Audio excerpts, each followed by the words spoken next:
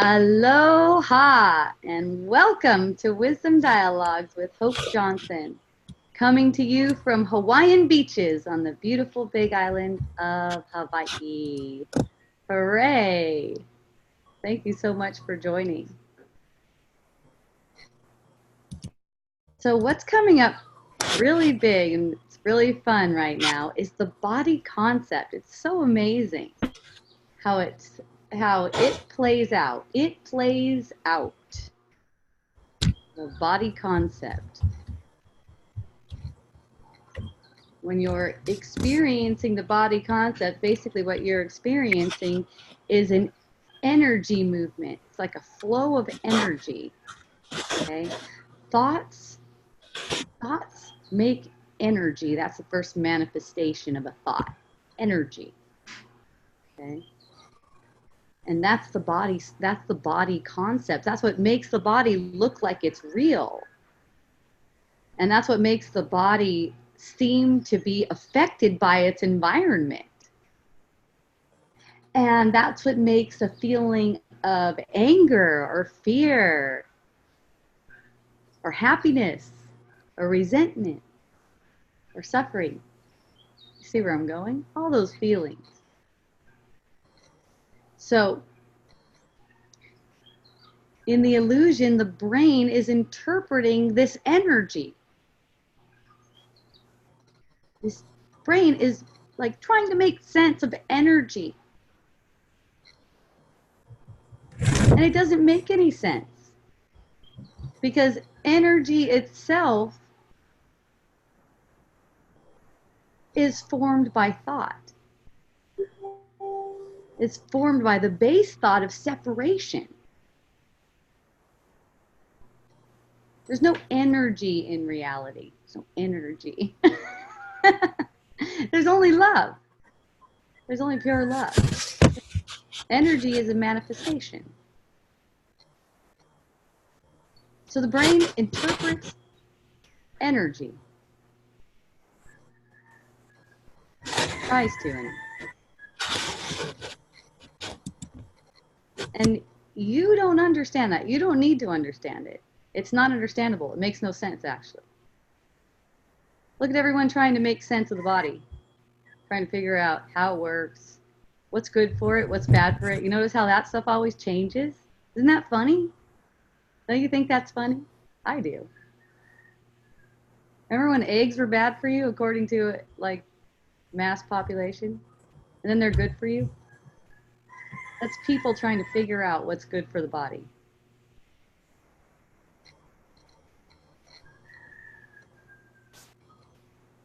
What's good for it, what's bad for it, what you want. That's another thing. It tells you what you want in the world. And even the world is an interpretation. Even the world itself is an interpretation of energy, the world that you perceive. There's nothing out there.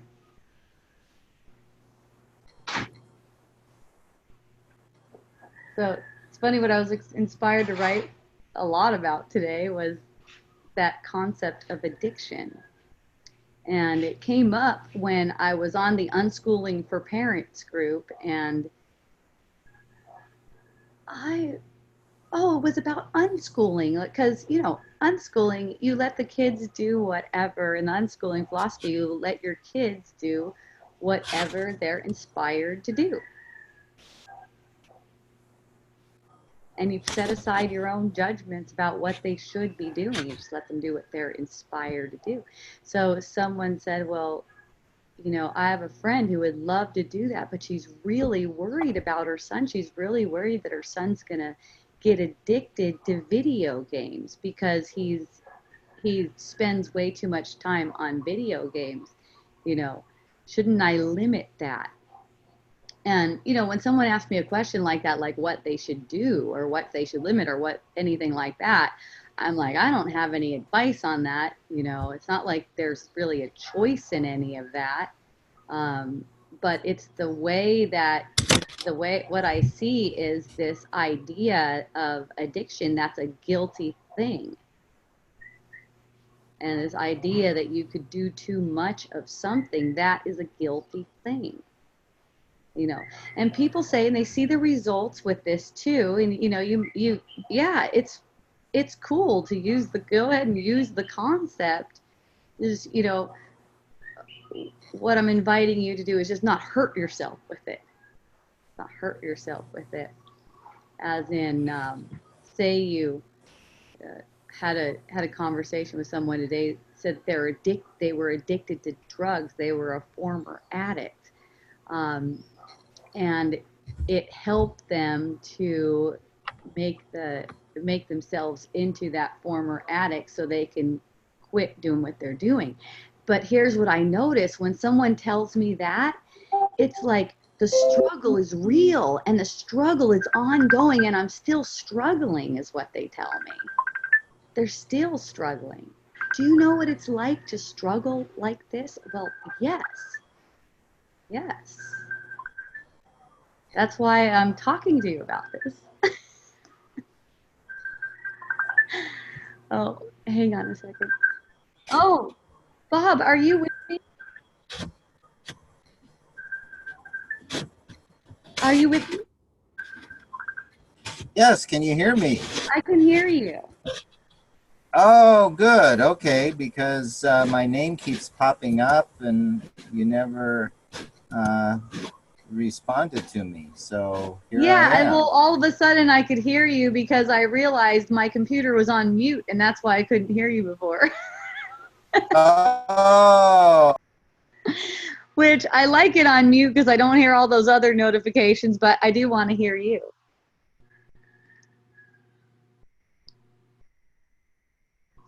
So, Bob, I'm gonna mute you for a moment and finish talking what I was talking about, and raise your hand if you want to speak, okay? okay. Thank you. Thank you. See what I mean about the notifications? That's fun. Okay.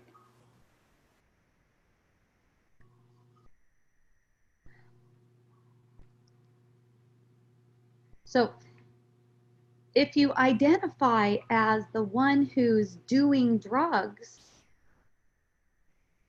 you have to struggle as a person to get out of that. Aloha, Jerry. Thank you for joining. Yay. You have to be the one struggling, and you know, this is what I see. I've talked to so many people, and the ones who consider themselves to be an addict or to have been a former addict, they're constantly in the struggle. See? And then I hear from other people, you know, like myself included, I have some experience with, I don't know what you might call addiction, but, you know, ever since I was a kid, I just didn't believe in that. It just wasn't true for me. I couldn't bring myself to believe in that. It wasn't possible for me. I'm not sure what what brought me to that. It could be that I was raised a Christian missionary. I don't know, but that kind of thing just um, it didn't get me. Like I could find myself doing anything. Like for instance, I smoked cigarettes a lot between the time I was 12 to 26, 14 years, and I never considered myself addicted to cigarettes. And then one day it just didn't appeal to me anymore. It's not a struggle. It's not like, oh no, I don't want a cigarette. But see, it's that concept that this thing has any power over you.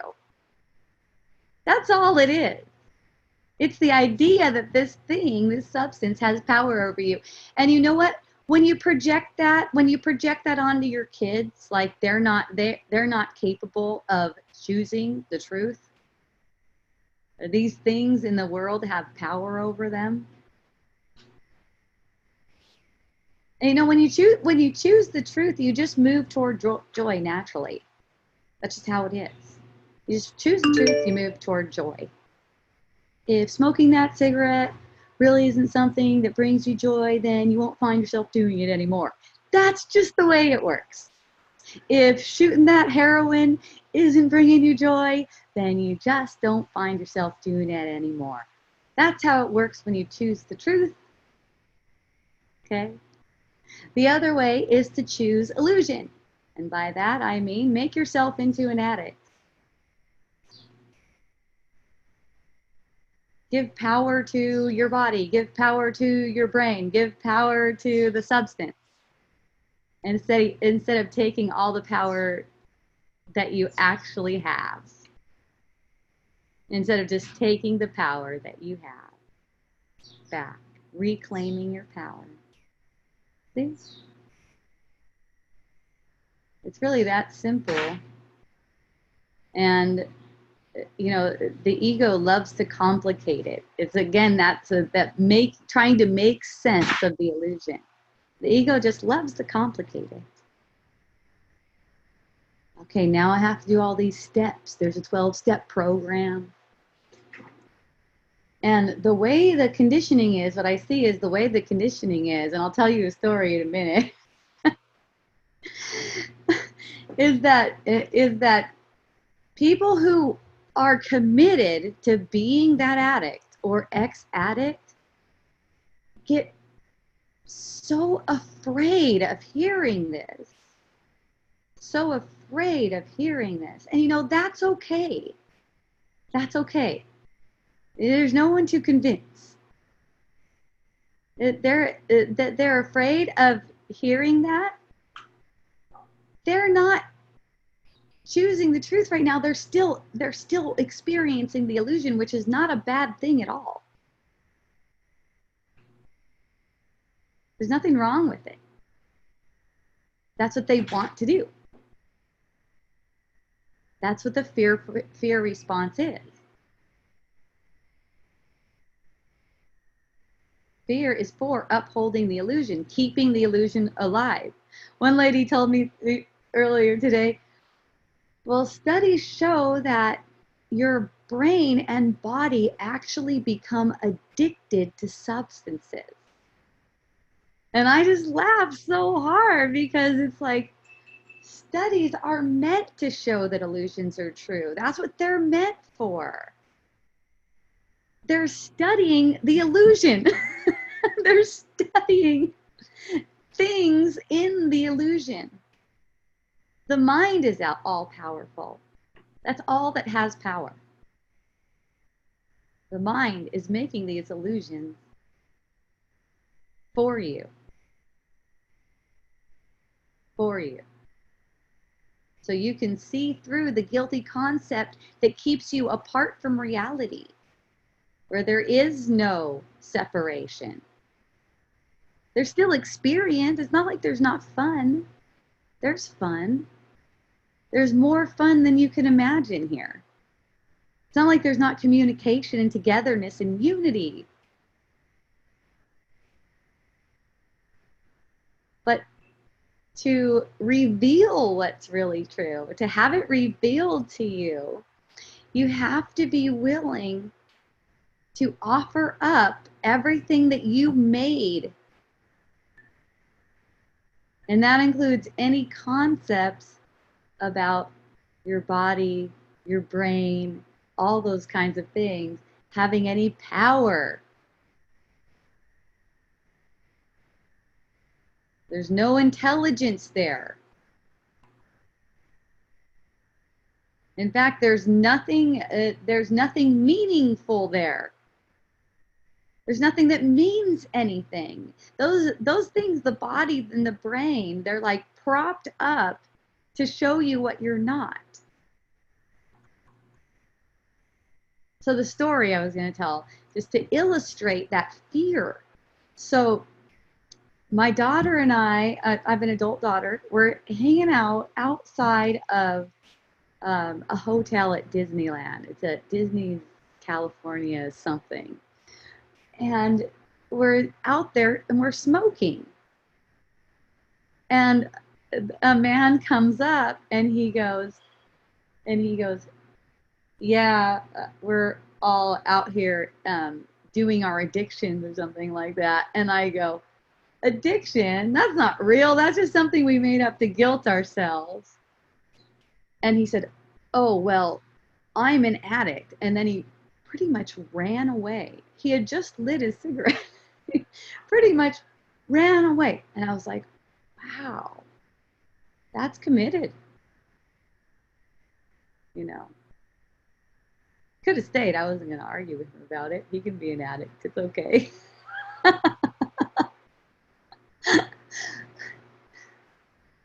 But just that, you know, that response, that reaction to hold this illusion in place, make my body real, make guilt out to be something that we have to live with.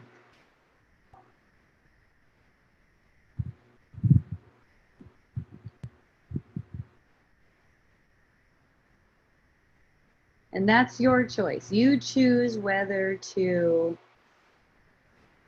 make the guilty thought meaningful. And it comes up in a variety of ways. Seeing that the body is a really strong one for people.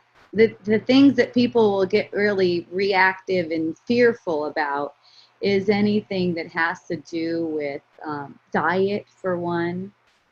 You know, when I tell people that the food that you eat isn't real and your body isn't real, so the food isn't really affecting your body. It's like, oh, how can you say that? You know?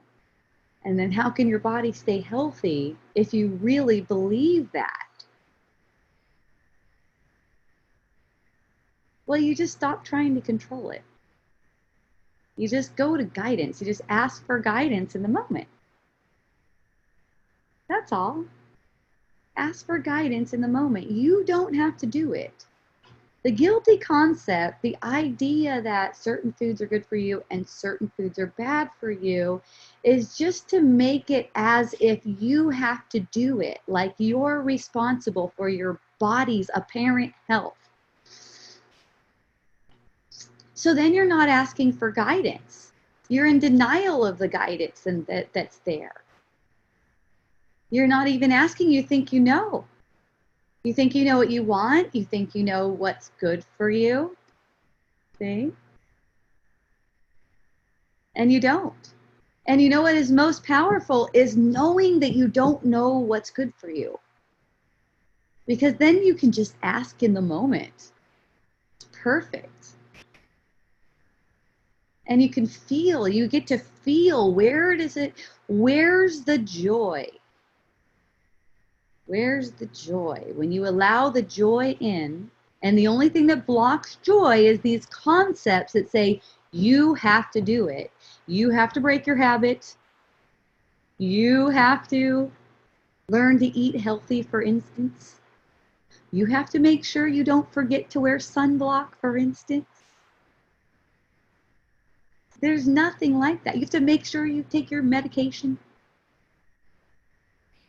You might find yourself setting your alarm on your clock to take your medication.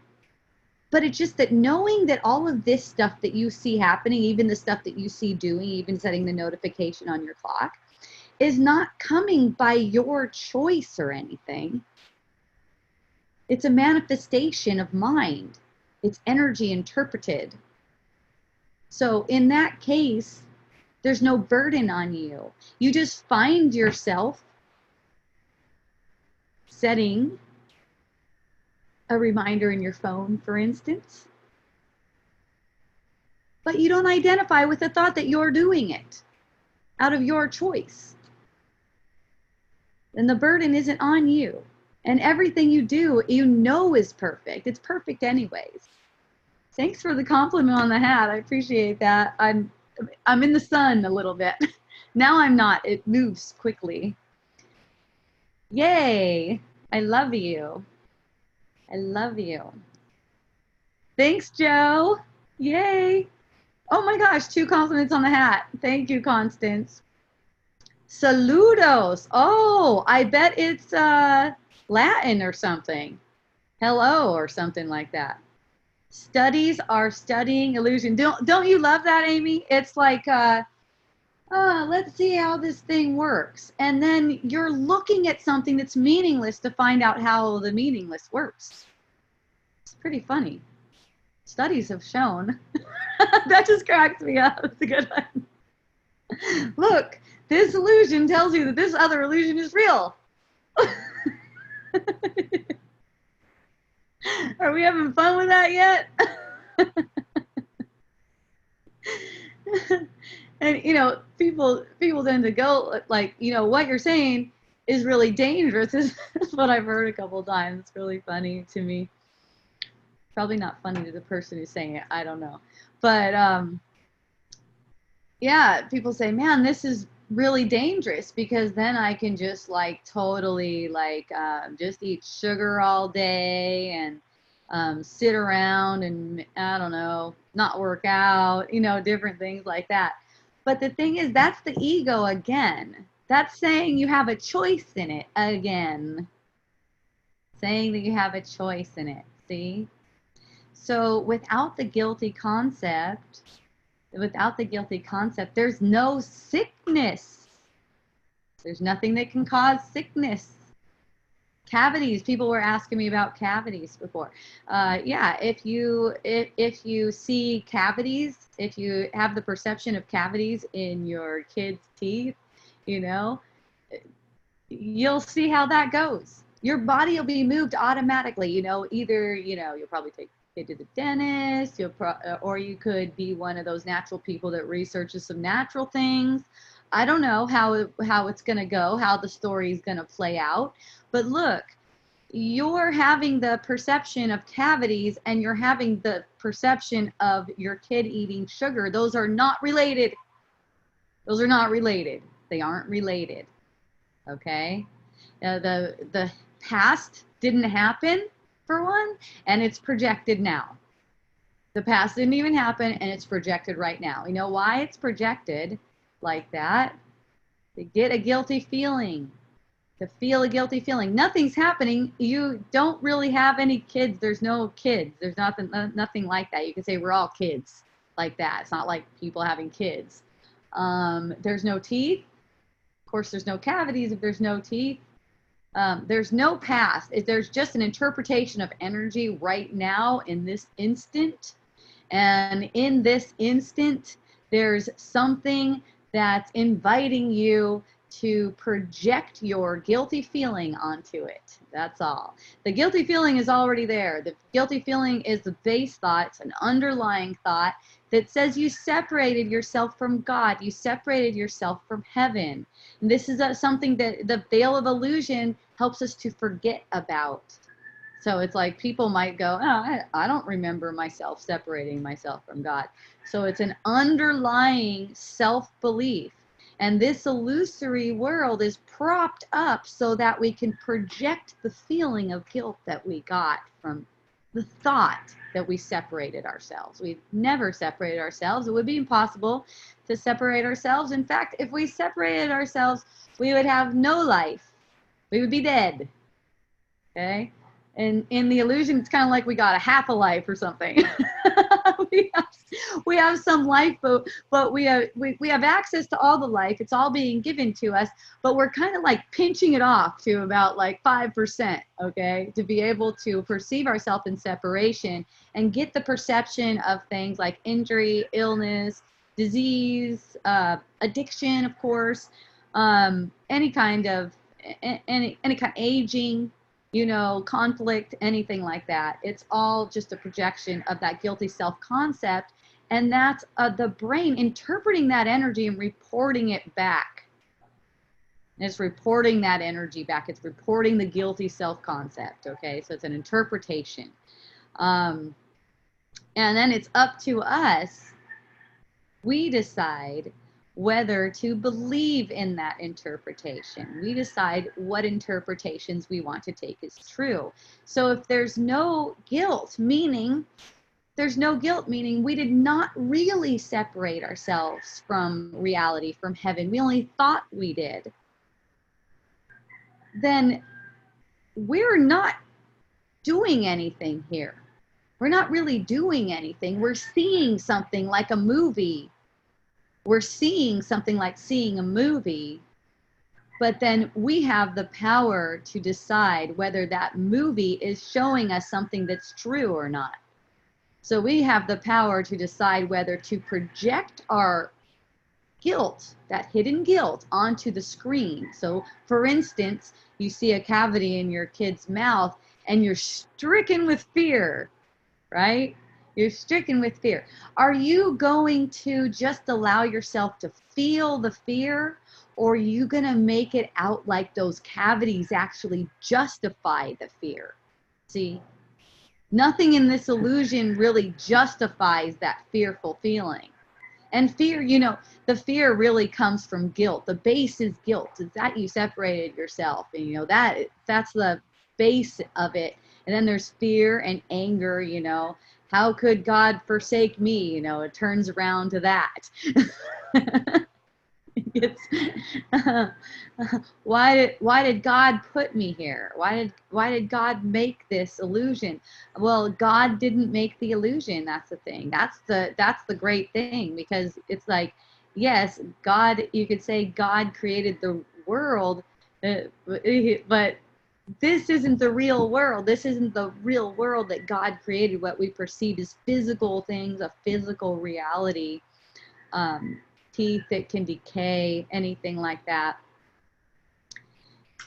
That's not reality. That's the thing. So that's why in denying truth to the unreality, you're given the comfort and the peace of knowing that the outcome is certain.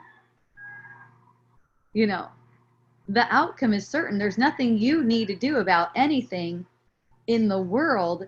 There's only a choice for you to make. Like, what do you identify with? What are you identifying as? Are you identifying as something that's interpreted back to you from your own projection? Are you identifying as something like that? Or are you getting your sense of identity from within? In other words, do you let the world tell you who you are? Or are you being shown who you are from within, from your inner guide?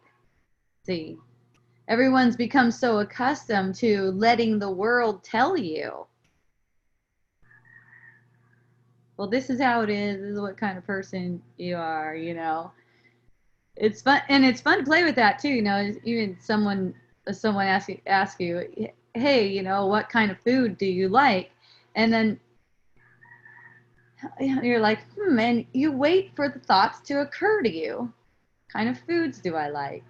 And then you notice that could change in any instant, because you're not set on anything.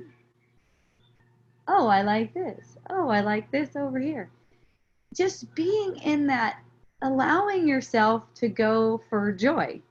Yeah.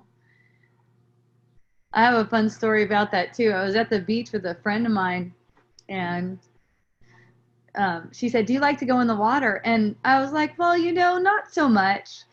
I like to play on the shore. Going in the water, it's like kind of rough, and you know, we have big waves where we are. We have pretty big waves, and once in a while I see them smaller, but pretty much they're big. I go, yeah, those waves look pretty big, and I usually just play on the shore.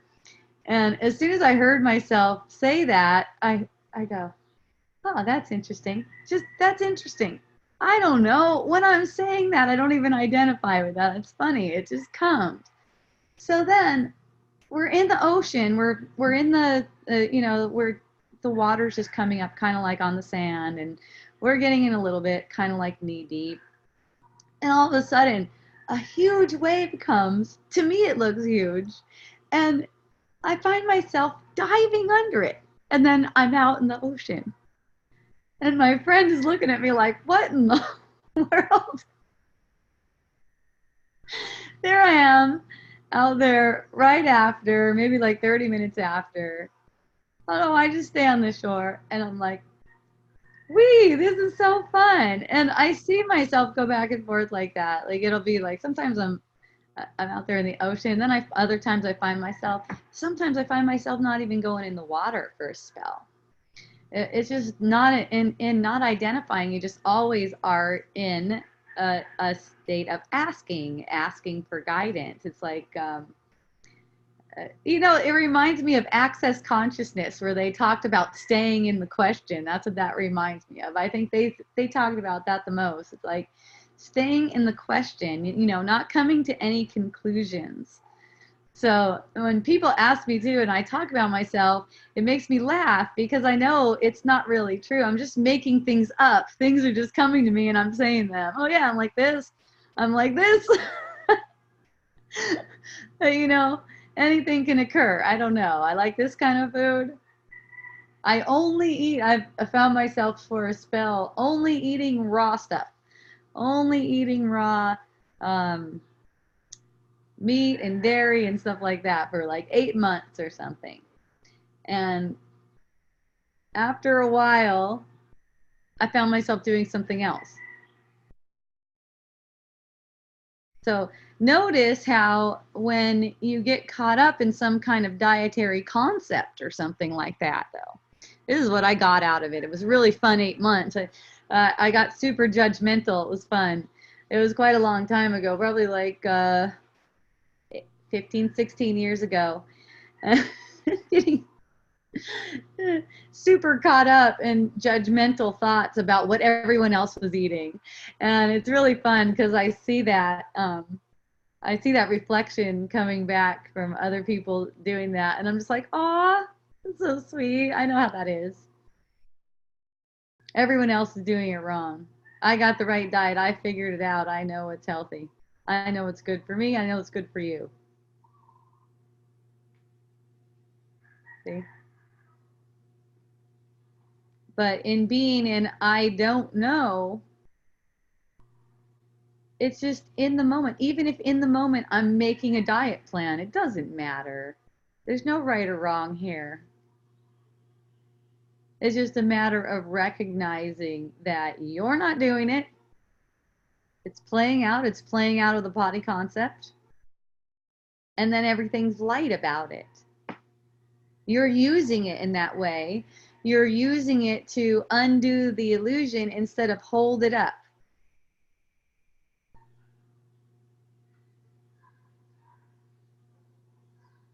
Instead of keep on perpetuating suffering, perpetuating the need for having a diet plan, for instance. Wouldn't it be fun if you just like got the feeling, the sensation, some hunger, and ooh, food sounds good. And then you just ask for guidance.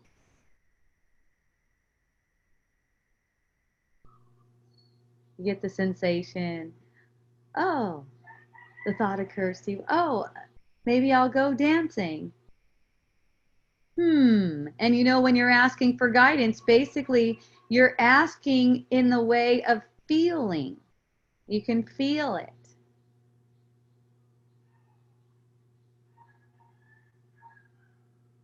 If you lean to your own understanding, you can't feel it. Now you've gone conceptual. This is what I eat. This is what I drink.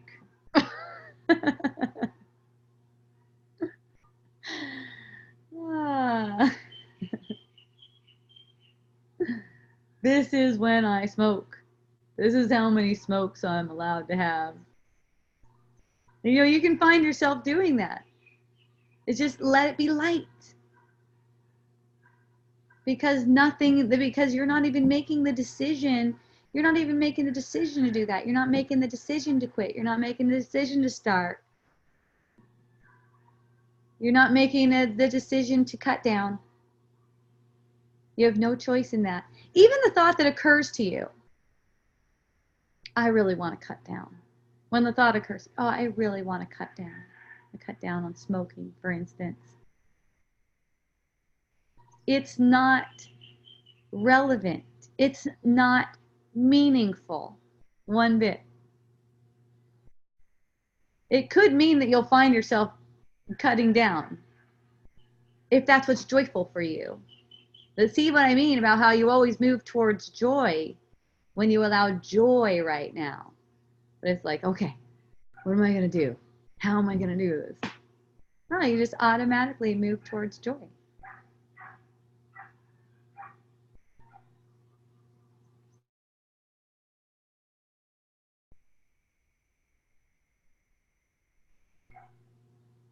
The hardest thing is just giving up that control. Letting the spirit lead. Your spirit that loves you. That's only joy. That only wants good for you. That only wants happiness, peace, love for you.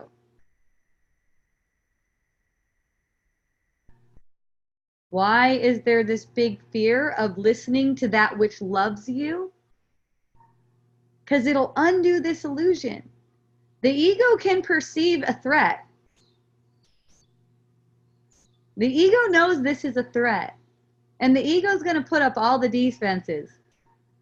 See, look, you let your daughter eat too much sugar and now she has cavities. Shame on you. See that?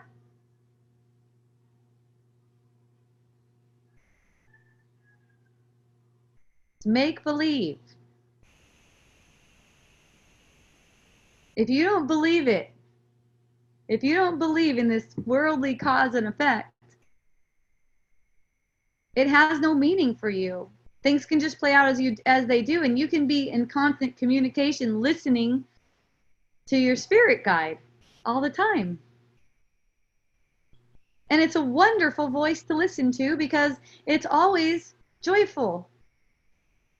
It's a happy, playful voice to listen to. And if you have the perception of something, some kind of illness, injury, or anything like that, you can trust that your spirit will guide you perfectly through it. That's where all strength comes from. You can trust in that. But this lack of faith is just because of the desire to uphold the illusion. You know, if you find yourself in lack of faith, just take responsibility for that. Recognize for yourself, be willing to recognize for yourself that there isn't anything here. There isn't anything that can harm you. There isn't anything that can harm your children. There's the illusion of things that can harm you and their effects. If you're making illusions true. But if you're not making illusions true, meaning you're always asking for guidance, then you're always making the correct choice. You're always making the choice with your spirit, which is toward joy. Isn't that for fun? Oh, I have questions on here. Let's see what I have. Oh, it's all Bob telling me he's on. You're so fun, Bob. Ah.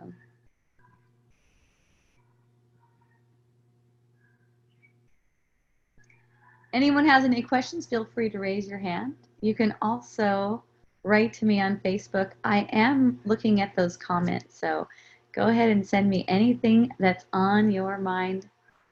I would love to hear from you.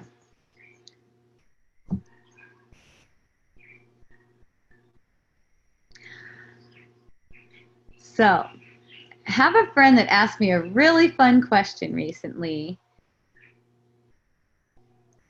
He asked me about what to do about other people. You know, he's like, you know, Hope, we know that there's no such thing as time. But how do you get other people to know that there's no such thing as time? You know, they're all hung up on being busy and stuff. Like they don't even have time to listen to you for 2 minutes because they're so busy. So hooray, thank you for that question. Okay.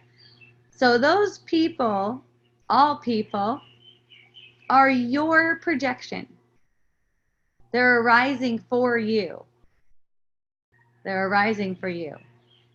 So you can get the feeling of whatever that is that wants to teach them something. They're not really as you see them. They're not really as you see them, just like you're not as you see yourself. It's a dream. It's a dream. You're having a dream. They're having a dream. The mind dreaming. So, you know, if someone tells me I'm too busy, I don't even have 2 minutes to listen to you, I say, oh, okay. Thanks for letting me know. That's it. If they're asking me, hey, Hope, you know what? It seems like I'm really freaking busy, and you know, you seem like you're pretty chill and you got all this time, and you know, I was wondering, how do you get there?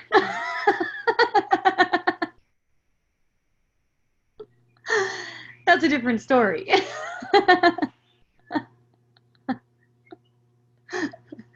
So,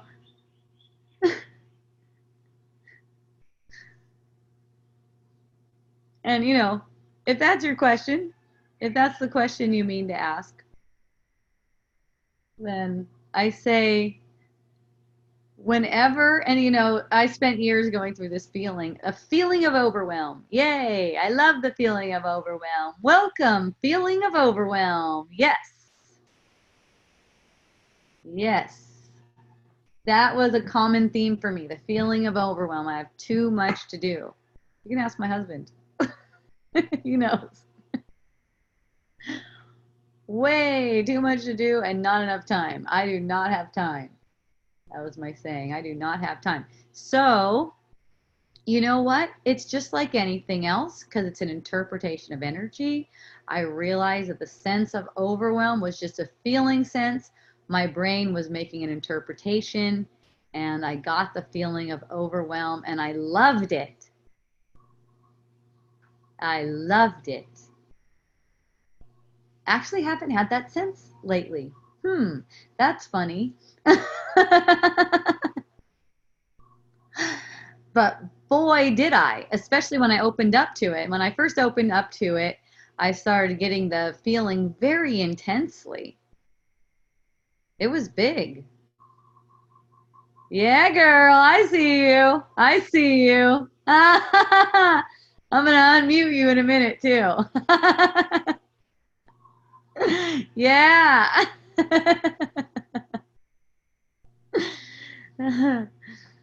So I would get this feeling of overwhelm so intensely and just be thankful that I'm getting the feeling of overwhelm.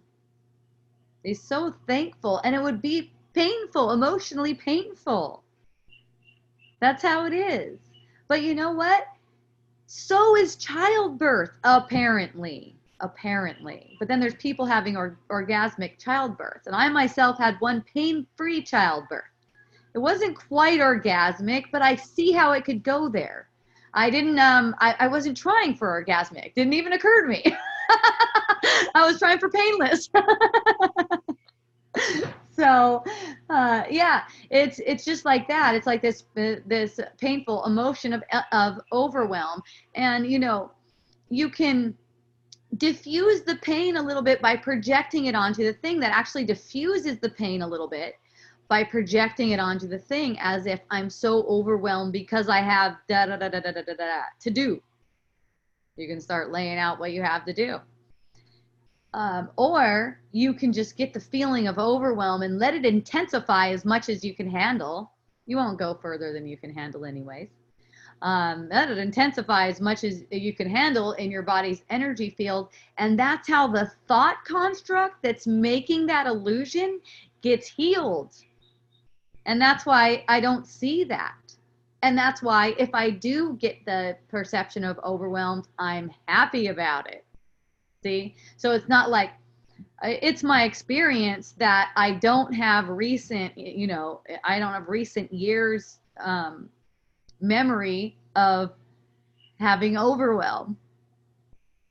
But if overwhelm occurs to me, that's awesome because I know what it's for. And that's like anything. I know what it's for.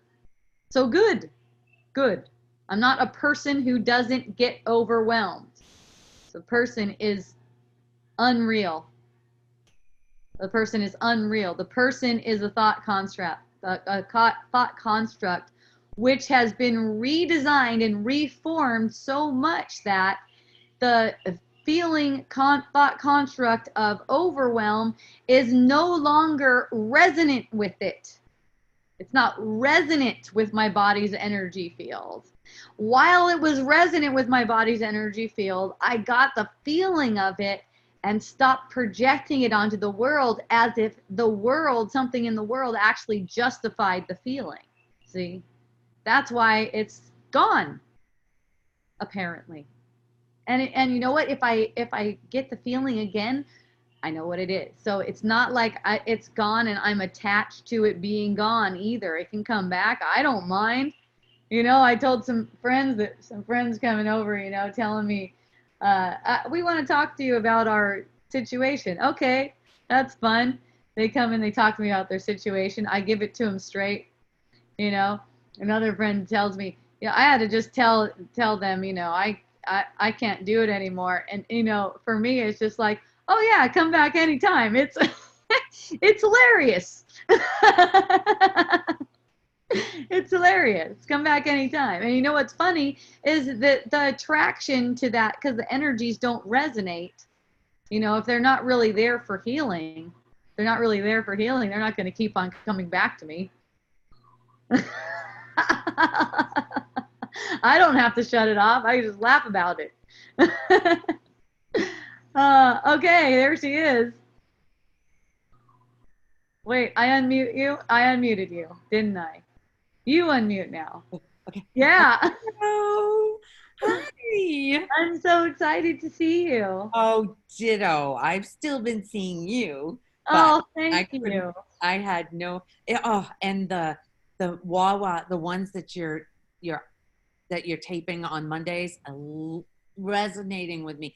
Without having internet, I was able to download those at the library, and I could bring them back and listen to them, and then and it's made a big difference here. Yay! Yes, a lot is going on, and the automatic reaction, like I told you with that stranger who told me I was rude.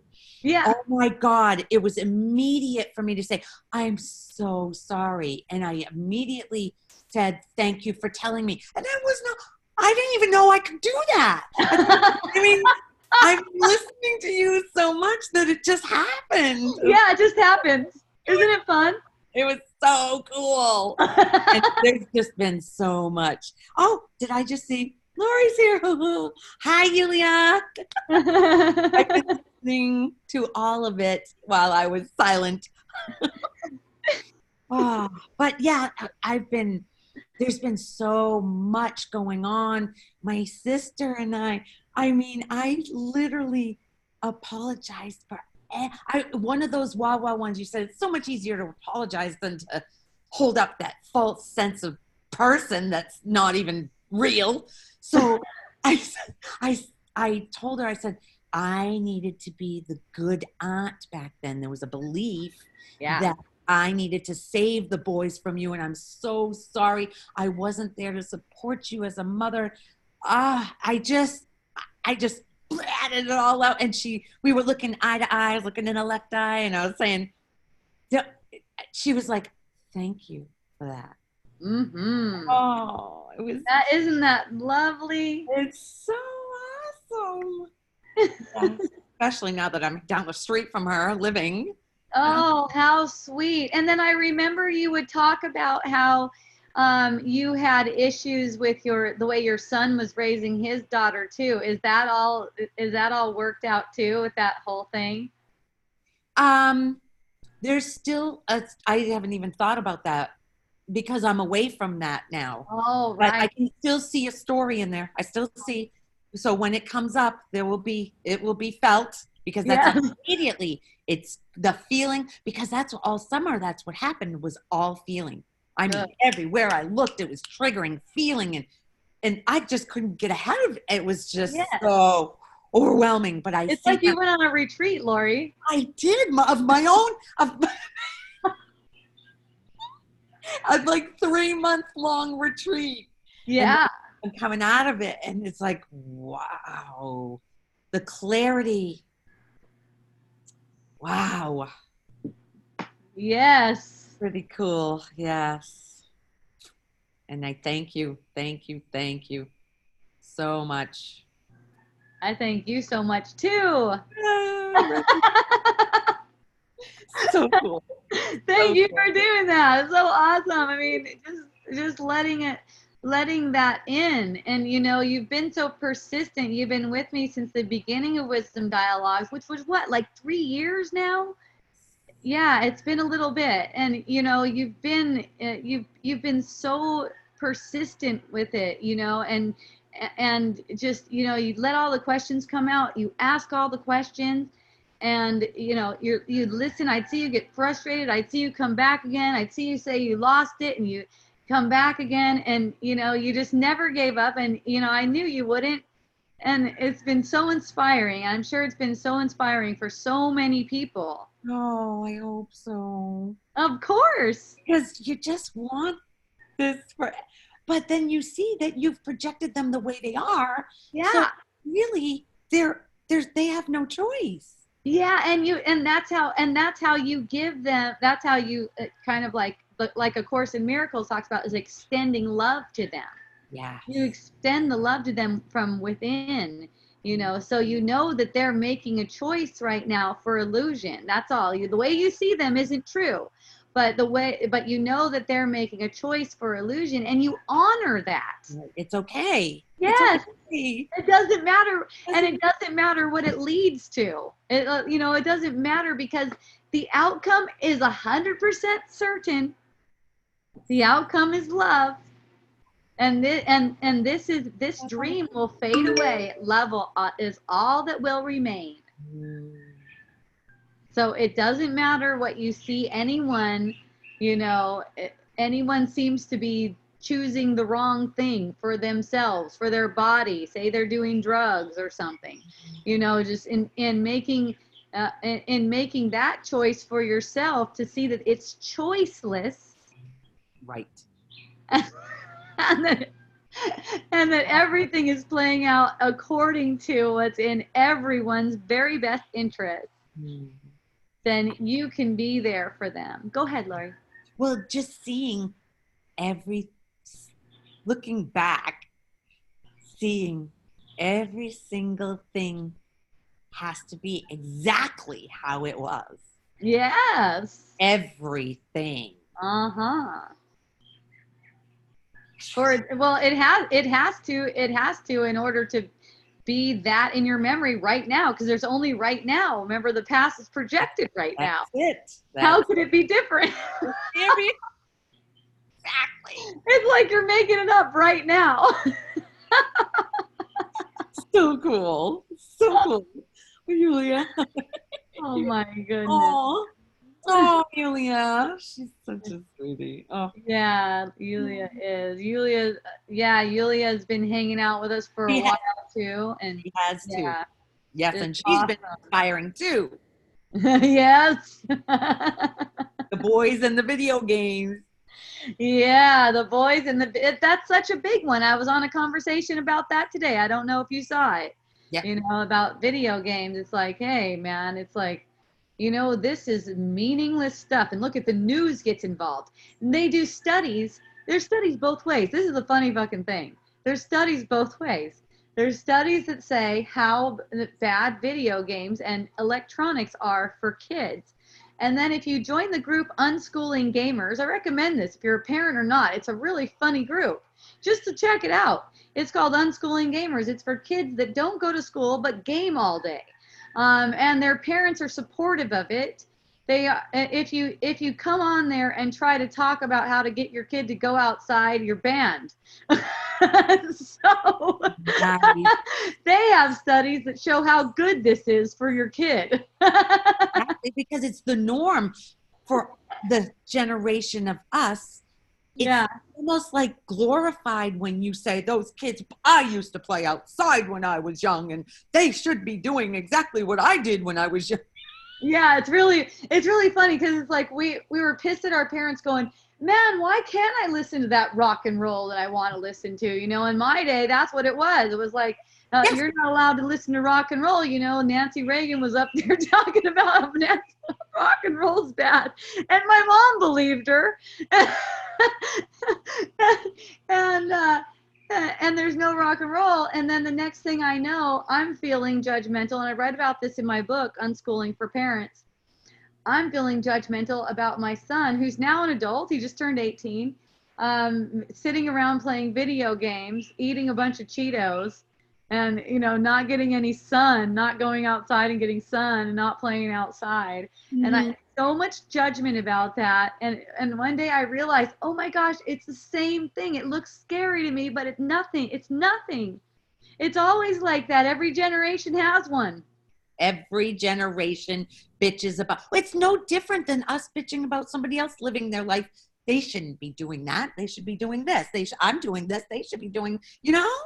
Well, it's identification because it's my kid and I'm responsible for how they live, and my kid deserves a good life, and I know how to go about getting it.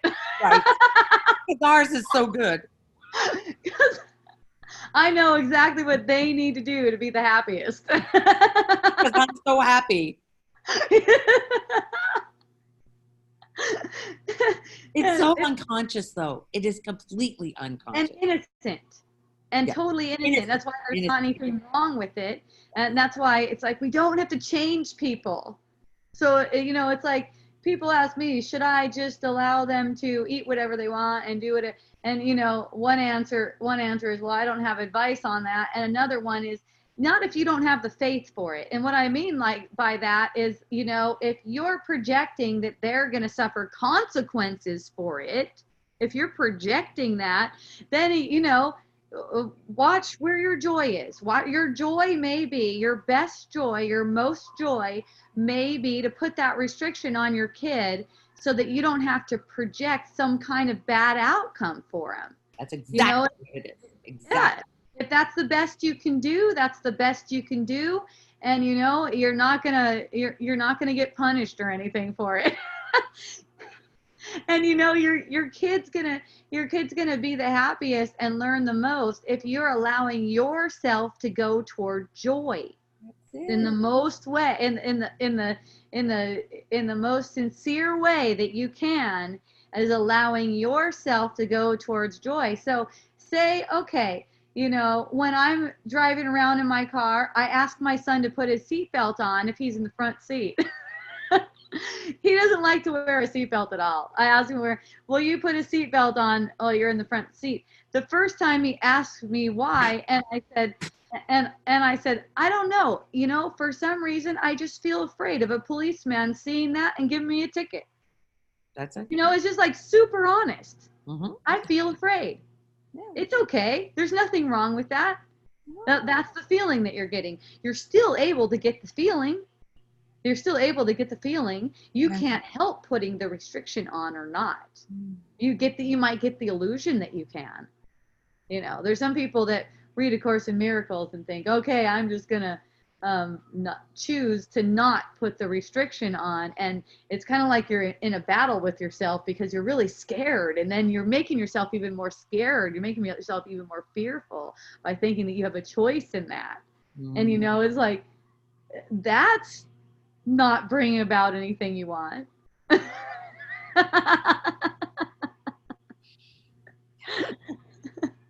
That's not going anywhere good. Yulia, oh, I have so much more. I just don't always want to say everything. You're fine. Well, it seems like it's the same story over and over again. That's the thing when you're going through it. And you know what I just went through? And you could say that it's still playing out with my daughter. It's like super fun. Yulia, I think, would really appreciate this too.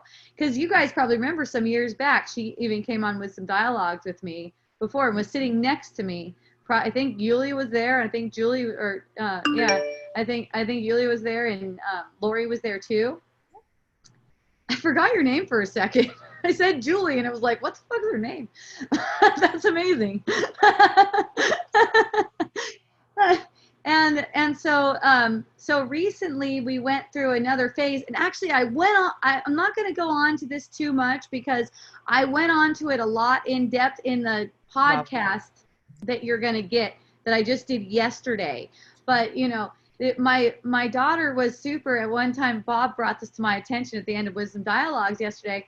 My daughter at one time was perceived as super sparkly and bubbly and pretty and happy and all that kind of stuff, and then it just so happened some months ago, well, it probably started a little bit where it was just sort of like a heaviness came over her, and there was a not liking, and not, even when she'd come to work at Miracle Botanical, just kind of like yeah. So long story short, it ended up to where she left the company. And she might say that we got rid of her. That might be her perception too. And then none of it's right or wrong or anything like that. We probably have a different point of view. We always do. But it was like, hey, we need you here during these hours in order for this to work. And then she just didn't return. So, and in the meantime, while it was going through all these different transitions and all this different energy, like kind of like a little bit uncomfortable, but yet fun. I'll talk a little bit more about that too. You'll also be able to listen to it in our last podcast. But this energy that's not like the seemingly fun to play with energy, and which I love to have come up because I know it is all energy.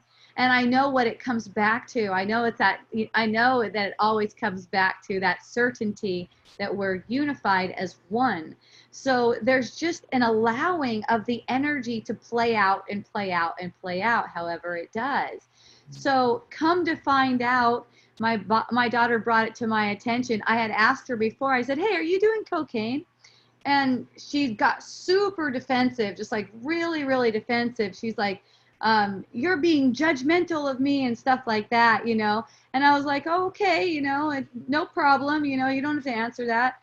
So anyways, go fast forward some months after that, she came over and she said, Mom, I want you to stick your finger up my nose. And I'm like, oh yeah. And and I'm like, I don't really want to. At first I was like, I don't really feel like sticking my finger up your nose, And she's like, no, Mom, I really want you to feel this thing. And please don't be mad. Please don't be mad. So I do it. And there's a hole, like you can put your finger in, like in this right here. And she said, that's from doing cocaine. Are you mad? And I'm like, no, I'm not mad. Why would I be mad about that? And it's like, even it's like at that moment, especially, there was just nothing there, because when I got the reaction, when I asked, hey, are you on cocaine? Or are you taking cocaine? And I got the reaction, the defensive reaction, that's my thing to care for. So I'm caring for it from right there. It doesn't really matter whether my daughter is taking cocaine or not, because that's not really possible in the first place. We're having a perception. So it's like the body senses that it really does matter. That's why I'm getting a reaction like that. That's why I'm getting a defensive reaction. The body senses that this really does matter. And, her reaction to me is that it matters to me. So I'm like, okay, if you say that it matters to me, then there must be something in here that needs addressing, and just like letting it get resolved from right there. So when that occurred, it was just kind of like, okay, thanks. I felt it. I washed my hands and I love you. Yeah. So then what else is there? There's just nothing else. There's no needing to it to turn into an argument. And really a lot of the times this energy is the ego looking for argument, and even a sense like, hey, when you asked me if I did cocaine, you were judging me. That came back again later on. You were judging me, and I go, okay, that thought occurred to me then. That thought occurred to me. Can you have compassion for me? Can you have compassion for the one in your perception? Because that's really compassion for yourself. You know, can you have compassion for the one in your perception that seems to be judging you? Because they're not judging you. They're not judging you. You're judging you, and they're judging themselves. That's all. So it's like always asking you, the illusion is always asking you, can you have compassion here? Because it's always compassion for yourself. There isn't anyone else out there. So it's like, you know, I accept me. I accept whatever, you know, if a judgmental thought occurs to me and then I get a reaction out of it, great, because you know what? I didn't see it, and that's why I needed you to give me that reaction. So thank you. Now I get to feel all of this. Now that I get this reaction, now that I get a defensive reaction, I get to feel this. Thank you. I love you. See? It's simple. And then people can go about doing whatever it is that they do. And then she came over and asked if she could spend the night. She had, well, kind of a longer story than that. She was over with her boyfriend, and they were here for the day, and you know, kind of like unannounced. We were on a trip. We come back and they're here, and then it was nighttime, and my husband Tony said goodnight and everything, and said goodnight to her and her boyfriend. You know, thanks for coming over. Good night. We went back to our room, and our daughter came and said, "Can we spend the night?" And my husband said, "Well, why do you want to spend the night?" And she said, "Did she use the internet?" And he's like, "No, you know what? We're all going to bed. Us, the kids, you know, we're all going to bed right now. We don't need any." And it's real loud in that room. It's like really, and then she was gone, and haven't heard from her since. There was a sense of disappointment that there wasn't allowing to spend the night, but then there's it's also, you know, not like there's anything wrong with also saying no. There's not like there's anything wrong with also saying no. You know, I smiled at her and let her know I love her, and you know, and then I heard a story that she said, "I'm never going back," and I said, "Oh, how fun." I have a package for her right now, so. We'll see. At some point, I'm guessing. And you know, and it's like whenever I'm around her, I just love her up. But it also doesn't mean that the joy is going to go along with, yes, you can spend the night, for instance. It doesn't have to. It's like guidance always. And an honest no. Yeah. And it's like no, thank you. Mm-hmm. We love you. But there's no like you're doing it wrong and therefore that's why. Mm. Yeah. Or some kind of, it's just that, okay, this is what it is. We know because we've had him in that room before. and we're like, no, thank you.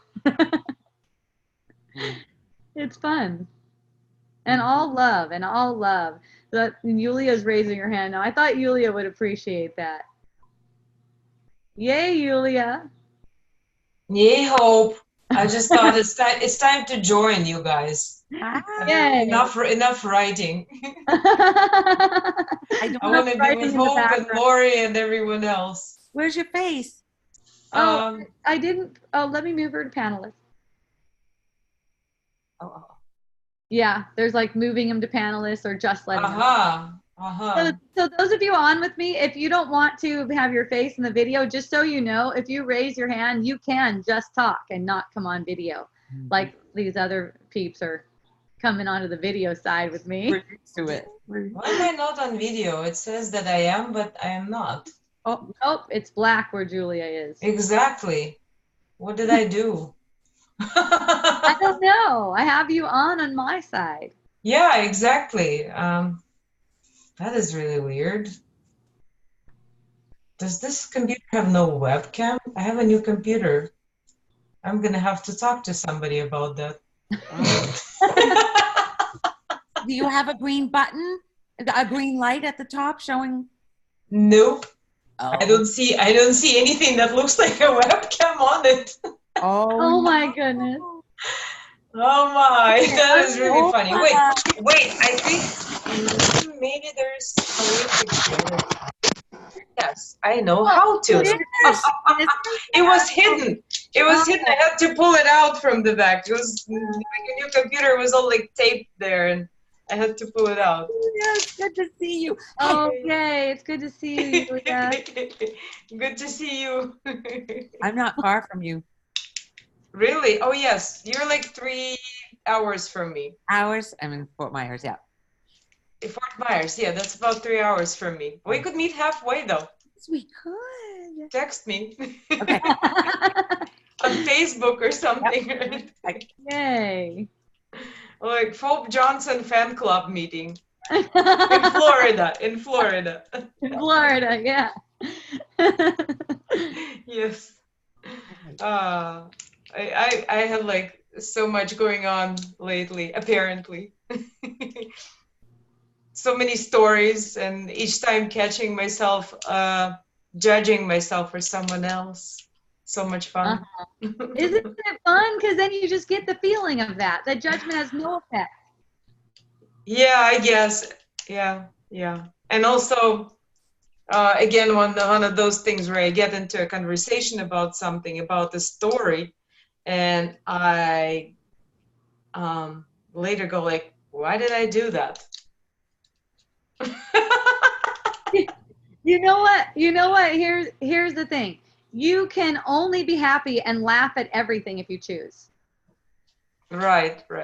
And you're making It was actually a good conversation. It's just I got excited about it. You know, I have the perception that one of my sons is in a bad relationship with a girlfriend, and he doesn't see how, or maybe he doesn't understand just how bad it is, maybe because we think he's a little different, like as far as social interactions. He's one of those people, super smart, and they certain things like math or languages or this or that, but super weird and in social interactions, and he's got a very weird relationship. Don't want to talk about it. Okay, so But my other son is actually concerned about him, and I like realized that for the last 2 years I did everything in my power in order not to be judgmental of his girlfriend, and I went so much out of my way that when my younger son actually started crying and telling me how he is worried about the older son, and how he thinks that he's really mentally and emotionally and physically not okay now because of this relationship, and that he wants to help him and talk to him, I felt so good. I really jumped on that, and I was so impressed by my younger son. Like, oh my God, I had no idea he was so caring, number one. And number two, I had no idea he had such clear vision. I just wanted to agree with everything. Yeah. And then later I go like, but on the other hand, after I spoke with him, I really jumped onto that story and I said, yes, do this, Yeah. So it's just a matter of listening, and also, you're demonstrating that this is the perfect relationship for him, and whatever your son wants to do is also perfect. Right. And no, in that sense, then the sense of his awakening, that's clearly the perfect, everything is perfect, but there is also this storyline with my other son that got me feeling good. Like, you know what? I like what he's saying. I like how he sees it. I like what he wants to do. And like, wow, he's amazing, He is. And anything that your son who wants to do something you're talking about right now, anything that he does, it's perfect. And he wasn't support both of them at the same time.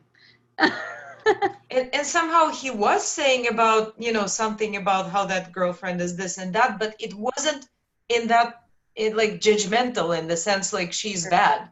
it Oh, wasn't right. like that. So that's why it was so exciting too. Uh-huh. Yeah, You and there's know? definitely it is exciting to see someone, feeling feeling like all this energy. Remember, it's an energy play. It's like you feel a Yes. sense of clarity in itself. So it's like easy to get on with that and be like, yeah, and like whenever my kids feel a sense of clarity about anything, I'm like, yeah, I'm behind you. And it doesn't Mm-hmm. matter if I think what I think about it, like if they experience a sense of clarity, it's like, oh yeah, Yeah. fun. It was pretty cool. Pretty cool. And then you know, occasionally I'm tempted to go into like feeling bad about that girlfriend, but I keep telling myself it's all about that special love, there it can't be I want to say like I want to save him from this bad person. While I understand that bad person has a difficult life and stuff, but that's not about that at all. It's Mm-hmm. about the fact that I'm seeing my son as a special thing, right? In Well, that yeah, sense. and it's like you can save him on your own. I mean, you might find yourself saving him, for instance, in the dream, having a dream that you're saving him. But it's all the way you're seeing it. Mm-hmm. See, it's all the way you're seeing it. It's not what you're doing. You could find yourself apparently saving him. Mm-hmm. Find yourself teaming up with your other friend, your other son, apparently saving him. It's just a knowing no one needs saving. This thing is playing out Mm-hmm. and recognizing it's playing out. See what I mean? You're always going toward more joy, whatever that happens to be, whatever that looks like on the surface. You're always Right. allowing more And I'm joy. so afraid I'm judging someone, or that sometimes that's not for my joy. Sure. Sure, Well, yeah. So that's why there's no right or wrong. It's not like you shouldn't try to save him or something like mm-hmm. that. Mm-hmm. Just because it's perfect, just because it's perfect doesn't mean that someone's not going to be motivated to make a change, apparently. Mm-hmm. And in the Mm-hmm. apparent reality. There's not that's the thing. It's like in recognizing that nothing's happening and you're not really capable of doing anything, you also don't mind however it is that you're moved. You just allow yourself to be moved toward joy. And when you don't see the movement, you don't see where the motivation is going, just wait. It's all energetic. You'll be moved eventually. Just wait. Like I found myself with my daughter just waiting, just watching. I don't know how it's going to go. Just watching and seeing how the energy unfolds, seeing how the energy play. And I know you were talking about before, can I just stop supporting my son? And Mm-hmm. and I go, well, yeah, anything is possible. That's not like right or wrong. If you like, Right. as in physical support, like sending them money and stuff like that, all that kind of stuff. Well, that just happened for me. That just ended. All that physical support that just ended for me, and it was Mm-hmm. like, and it was funny and it was inspiring for me because you kind of came to me with that question. I was like, yes, it is possible, and then it occurred for me like not long after that. And at the same time, it's not important that needs to happen. It's just if it happens, it's If equal. it's going toward, if it's you're open for it as long as it's your guidance. Mm-hmm. Because your guidance is always toward more joy, right?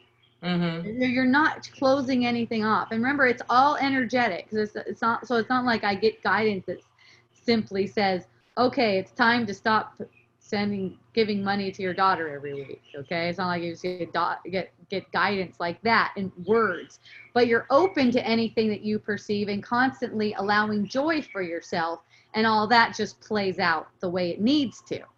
Mm-hmm. See, you're not rising up against anything. That's all. You're not saying no, I can't or I should or anything like that. Right. I'm Can't not making a statement. This should not be happening. Right.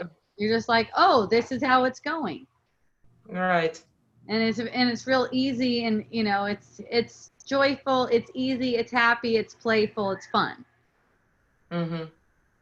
I talk a lot more about it on the podcast that I just posted. I listened to it. I Oh, finally got on your podcast. So now Oh, that's cool. my thing. Yes. You posted it? Yay! You It's so posted- fun. You posted yesterday's already? Yeah.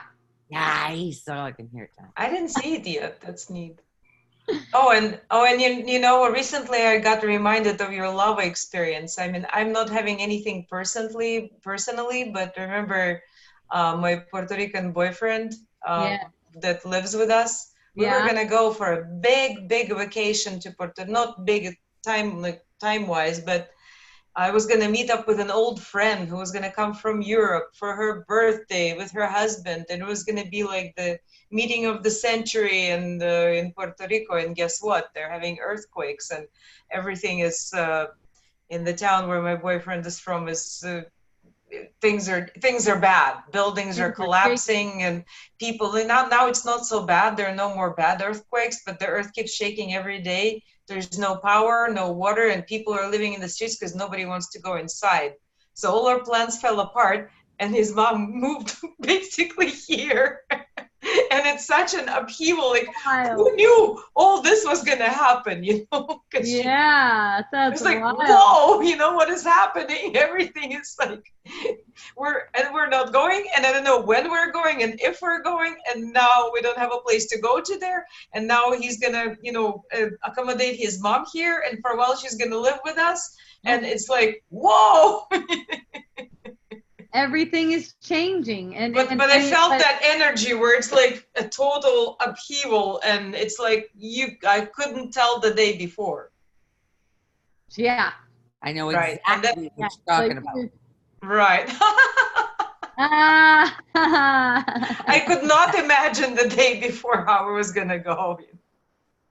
I think that's what happened to me this summer, why I was so down and depressed and stuck in the thoughts and the feeling was because I literally had no idea. Not that I ever had any idea what the next day was going to bring, but I knew nothing. I mean, there was a false idea that I knew what day to day was going to be in that house in Maine, and there was nothing that could be predicted or held on to. Nothing.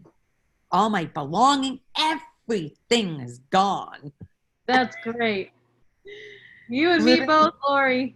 Yes. Is that when you moved to travel? When you started traveling? Is that it, or? Yes, we went. Yeah. Sold almost every single thing we've ever owned and I've lived in that house for 34 years, and it was going. And my family is still up there. My kids are still up there. Everything, and then.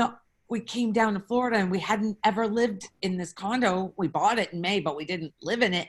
So I didn't know that. And it was hot. And Florida living is good though. When you're in a good space. Yeah, of course. Yes. Wow. Anywhere is good. I remember lots of years ago, Lori, you were asking me how you can be at peace with this cold weather. And you said how you'd rather be in Florida. And then I became at peace with the cold weather and with most things. And then all of a sudden, everything was uprooted. You're going to Florida just like you wanted. What the fuck is happening? But I wanted to go to Puerto Rico, but then I also wanted to improve my Spanish. So now I have to speak it every day, whether I want to or not. Oh, with the parents. It's at home, right? Oh, wow, they all moved in? No, just his mom, for now, okay. Right? Wow, that's wild. It is so wild. And my mom and dad are here too. Nice. My mom's here too right now. Oh, wow. Cool. So it's a really good thing that nothing's happening and it's all just an energy play. Yeah. You keep coming back to nothing's happening, and you can get these big energies and you can embrace these big energies. That's all it's for. That's all the illusion is for. And it's interesting. One day, the first day it happened, like when everything just happened, it was exciting. There was almost like excitement. Yeah. It was bad, but there was excitement. Like something was, for some reason, it was exciting. And then the next day, something like sort of started settling. Like, oh wait, I'm not gonna do this vacation. Oh wait, I'm not gonna go there. I don't know when I'm gonna go there. Oh wait, this is gonna be for a long time like this, and I'm gonna have many people around me, and I'm not gonna have, you know, my normal bedroom, and they're my parents, and it was like, and suddenly I'm like, you know, like feeling so heavy. It's like, wait, but that's not true. It's not happening. But it was like still, you know. Yep. Oh, How awesome. I got that. I could say with the lava flow, I got invited to. Remember, I would talk about how I would be invited to go toward sadness, because it's like, oh wait, now I don't have my sunbathing spot. I don't have Pohoiki. I don't have Pohoiki to go down to the boat dock. You know, like these different things will come up, and it's like they're hooks, and it's refused to let myself get hooked, because it was so blatant, because it's a lava flow. That's a big red flag. You know, it's like, that's a really big red flag. Okay, some guilty projections are going to start to reveal themselves, you know? And it's kind of like the same thing. At first it was like, oh my goodness, everything's gone. Yay! You know, like all this excitement. And then these thoughts come to try to make it heavy. And I just would smile at them. Kind of like smile at them and say, no, thank you. I know where that goes. You know, I could go there if I wanted to. I could go there to get that experience, but I didn't feel like I needed the experience. So I just didn't go. It's like you have to go. Like it's almost like you leave yourself. It's like you leave your center and you go with these thoughts that are telling you how heavy and bad it all is. Oh my goodness, we've put all of there's stories. I've heard stories of, you know, I'm in my late 40s and I didn't, and I put all my money into that and I didn't have insurance. Now what? You know, I'm starting over, and it's like, I'm not going there. You know, you just like keep on just staying here. Because here is where the happiness is. Here's where the joy is. Now. And everything's unfolding according to your feeling. I kept remembering all of your descriptions, everything you talked about, you know, about the lava. And the situation for me really isn't that bad. I'm not the one with, you know, with a house collapsing in Puerto Rico. I'm just having suddenly Puerto Rico move here, you know. Right. And I'm like, you know, watching these earthquakes every day on my phone. They're having like tremors every day. A ton. Yeah, they're still going on, and it's like nobody knows when it'll stop, you know. But it's like when that heavy feeling came, I was like, how come I can't shake it? And then I felt like calling my friend, and it turns out she was having the same thing, and we started like crying and then laughing. Oh, that's good. That really, really helped. Oh, good. Yeah, for some reason that's how it played out, you know. Yeah, well, I just like couldn't do it. I had to like I'm not gonna see her too, you know. Yeah, you know, if you're asking why it's hard to shake, you know, it's because you don't want to let go of that thought, that painful thought that's making it seem like it's bad. That's all. So you just admit that, and don't be attached to how much time it takes to reveal itself. You know, I've seen where, okay, there's a little bit of willingness to let this thought go, and then it'll just take time to unravel itself. So then there's just like an offering of patience with that. Patience, and, you know, and keep on being willing, keep on offering the willingness. And then it unravels itself. It starts to reveal itself, and in an easy and in an easier and quicker way than it would normally go. It's kind of like holding yourself. What's that? Effortless. Yeah. Yeah. Yeah, it's okay if you feel down. You don't have to try to get out of it. In fact, trying to get out of it is what makes it worse. Makes it worse. That's what was happening. I was like, same here.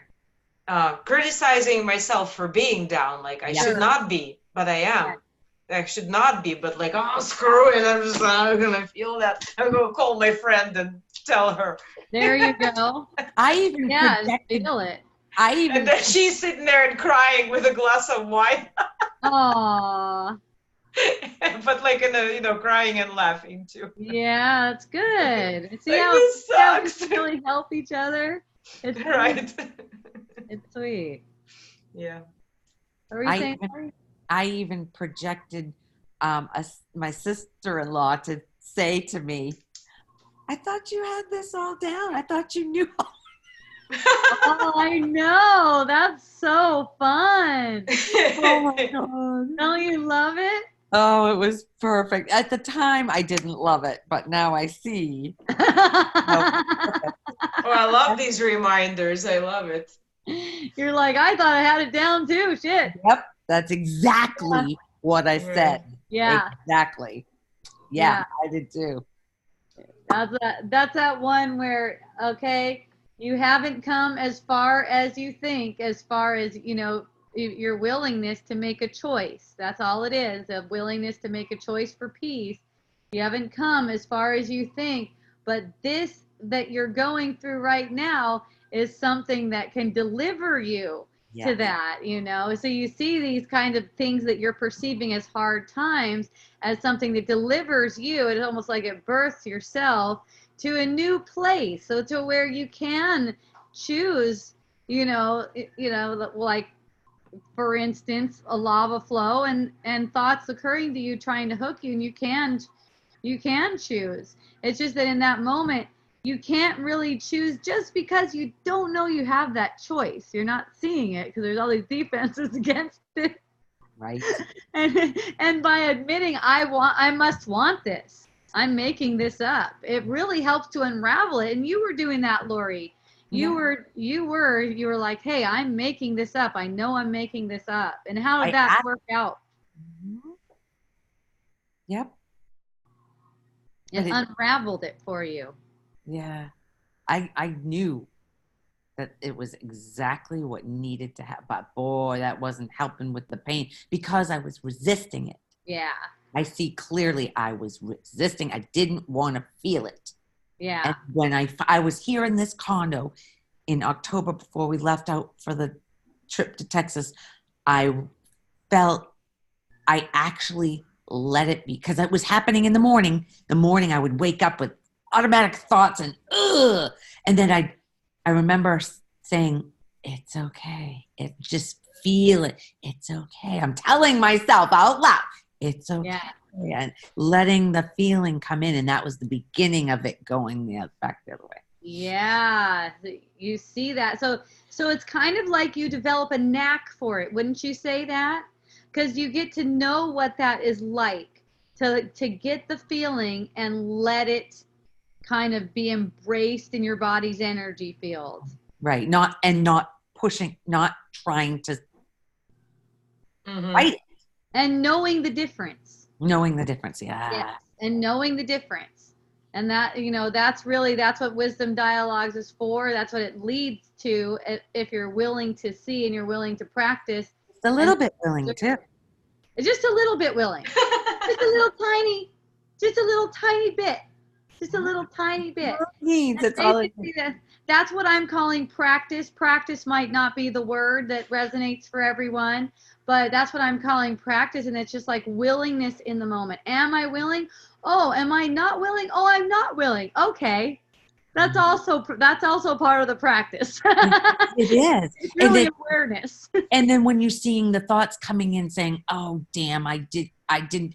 That's the one that I'm hyper vigilant about now. Okay. Oh, I remember you guys talking about that. When it comes in. Lori would ask a question about something and Hope would explain and Lori would go like, or something. Go, yeah, that, exactly. And she says, right there, that's where it is. What a good example, Lori. Thank you. Yeah. I learned from looking at you, right? I see Candy there. Right. And the cat, she's getting in the camera. Yeah. Right. Cute ears.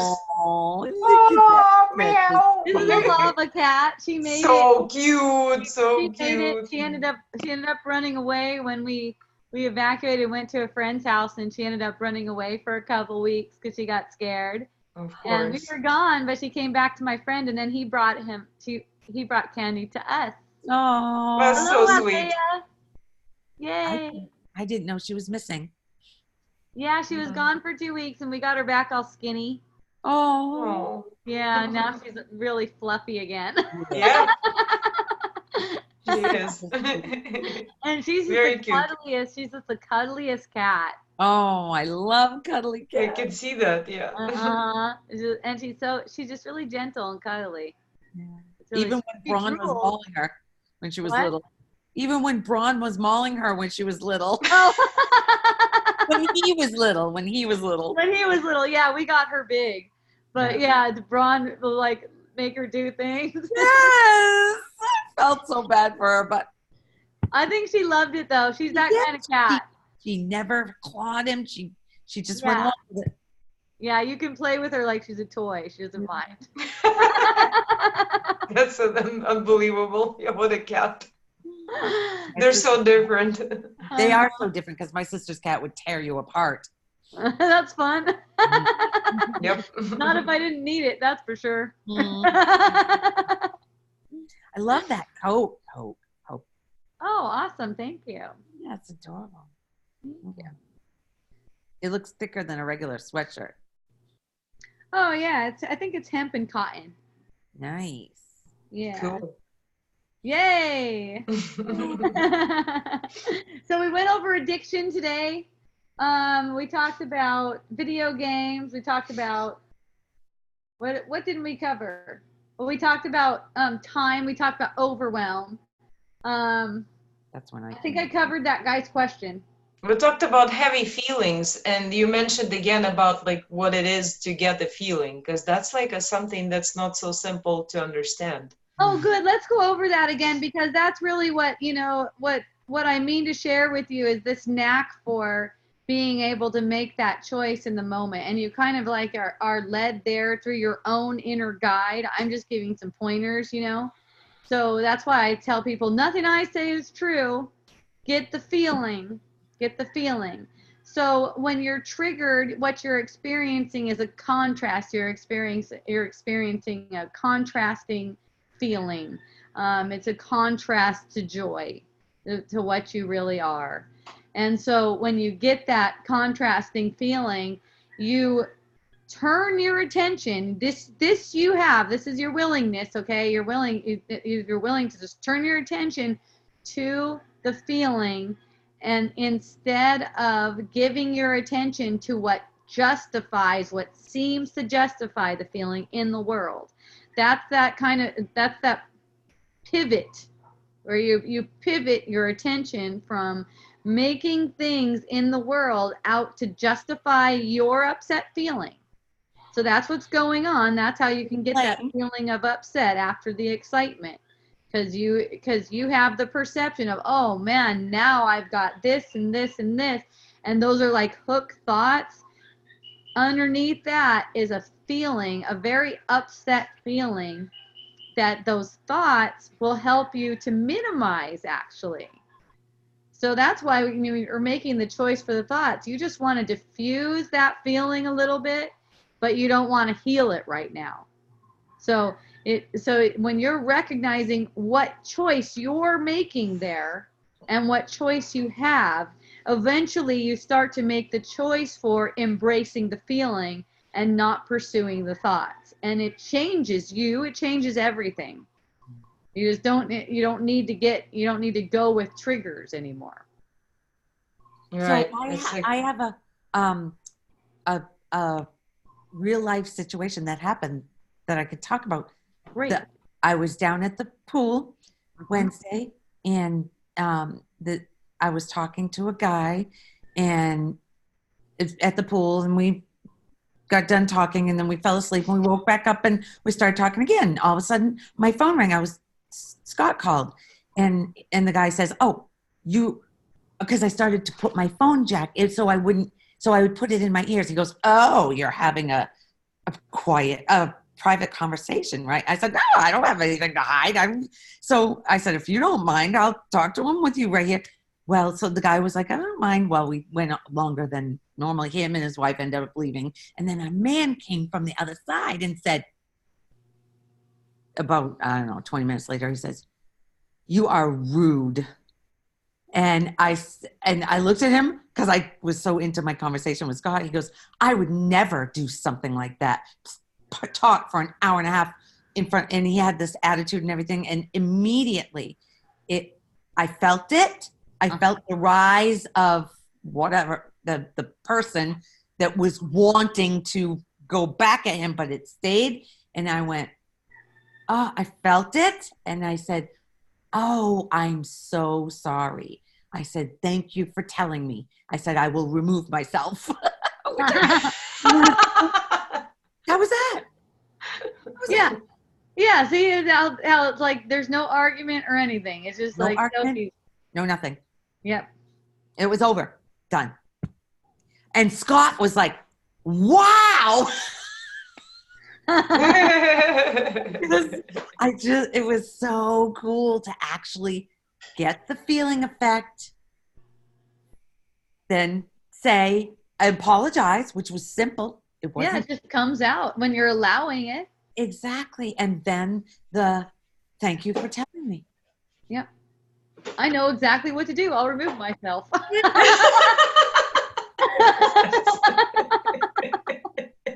Self-removal. Easy. Extract Lori. Very easy. Very easy. And it turned out to be even better because we ended up FaceTiming and I was able to show him all the grounds out here. I went over to the island and it was so cool. Yeah. Constance says hi to you, Lori. She's on Facebook. Oh, hi, Constance. Oh, hi, Constance. Yay. So cool. All the Wisdom Dialogues friends. It's so fun. Yeah. Mm-hmm. Awesome. In Texas, I had absolutely no connection. So I had to just listen when I could. I had 3G and one little bar. So I would have maybe a minute of you talking. It could only be in the night. Did not happen during the day. And it would buffer for like 5 minutes and then I'd get another minute. Oh, Jesus. But I got through them all. It took a week, but I can get through them all. Yes. And the podcasts were a blessing once that happened. Oh, good. I'm stoked to be able to provide the podcast. I put the podcast on all the different major and minor stations. It's like if you have a favorite podcast station that you like, look for Wisdom Dialogue with Hope Johnson there, and you'll find it. You could also just link to one from my website if you go to hopejohnson.org. I love it. It's so fun. And you can download them in a flash when you're in Wi-Fi. So I'd go to the library, download them, then they'd be on my phone, and I didn't have to have internet to listen. Yes. And I'm putting both these ones that we do for YouTube and Facebook Live, and the ones in Wawa that I do in person, and that's what Lori's talking about. It's a different energy. It's a totally different energy. I love the Wawa ones. Yay! Really, really. That seemed like once you started doing that, I started listening to that. That's when it seemed to. Well, it just coincided with what was going on here, I guess. And so good. Oh, yay. Oh, yay, Phoebes. Oh, my Phoebes. Oh, my God. Yeah, I share it with you. So the bottom line is, and why we talk about all these different scenarios and all these different things is to point out how it doesn't matter what comes up. It doesn't matter what situation it is. It comes back to get the feeling effect. And here's what feeling effect means again, for those of you who don't know, because it's different terminology. The feeling effect is the effect of the thought that you separated yourself from reality. That's the feeling effect. You know, it's the effect of that. What you think it is in the world, that's a projection. The world is a projection. It's the effect of that feeling in the first place. The feeling is an effect. I'm going to say it again because it's good to know the order of this. The feeling is an effect of the thought of separation, the thought that's veiled right now in this dream. The feeling is the effect of that. The world is an effect of that feeling. It's so the ego, with the ego's guidance, the ego teaches you, guides you to take it as if the world is actually giving you the feeling. And that's why it couldn't appeal to me to pursue a thought about how bad I had it after I got the lava, after my home and everything got taken by the lava, because it was so obvious. A lava flow is really obvious. You know, I can get taken by different things like momentarily, but when it's like really obvious like that, it's like, right, it's like, okay, this is lava flow related. It's definitely an illusion. And, you know, and so that's why the choice is no thank you to the thought that makes this a bad thing. Look, Hope, you know, some people, they ended up in a better place, but it actually looks like you're in a worse place. And it's like, smile at that. See, it's like you keep on smiling at it. And that's the thing, you are more and more joyful. You have more and more joy to share, and creativity as well. Creativity as well. The whole book, Unschooling for Parents, the whole thing came out after the lava flow. Mm-hmm. And quickly, yes. It came out after the lava flow. I got my friend Jerry on with me right now, and he's working with me on this yoga app. You guys know that yoga app? All the design, all the outline for it, just all of a sudden just came out like really fast, like boom, you know. And it's like, and it's like these things, the creativity is just allowed to flow. But if you're focused on doing the poor me thing, it can't allow it. It pushes against it. It's a feeling of frustration. It's a feeling of upset. It's a feeling of failure, and that's what gets projected. See, so none of that stuff was appealing to me, but you know, it has been appealing to me after that. Like I think I talked about it before on one of them, but it had to do with getting this mortgage with the SBA, Small Business Association, and oh my goodness, I just felt like the what was it, the escrow company tricked me and got me to sign before I got the money. You know, I just felt like that. And I, you know, the money wasn't there, but I signed something saying that it was there, and it wasn't there. And I was like, oh my goodness, this big fear thing came on. And I even started to project onto the escrow girls, like, hey, you know what, I'm gonna hire a lawyer about this, you know. And then it just occurred to me, and I just start laughing, and I said, I said something like, you know what, never mind, you guys did awesome, you guys did everything perfect, you guys are perfect, thank you very much. And I still didn't have the money. And it took me months to get it. But it was just like that feeling of, and you know, I don't have any problem with filing a lawsuit or anything like that. It was just really shown to me, and it was really so much more joyful for me to just be like, you know what, never mind, you guys were perfect, because I could feel that that's what I needed in that moment. That was the opening that I needed. See, and when you get familiar with the feeling, even if you get taken for a little bit, you're like, oh yeah, that's right. And you just choose again. That's every moment you have an opportunity to choose again. So it's not like you can ever screw it up. There's nothing happening. Yes. And here's the other thing. You're never there while you're dreaming. You are always there in reality. But while you're dreaming, you can say you're never there, just because as long as you're witnessing a body sense, you're getting body reactions. Like, you're getting body reactions. You're just learning how to flow with all the different body reaction energies. So it's like you're always playing, and it's always so playful. when you feel upset or anything, it's just a sign that you can be even more joyful and even more playful. And as soon as you open up to it. Aloha, Cynthia. Thank you. Thank you for joining. I appreciate you. Yay. I appreciate all of you. Oh, ditto. Yep. I Ditto. appreciate you. So does anyone have anything else?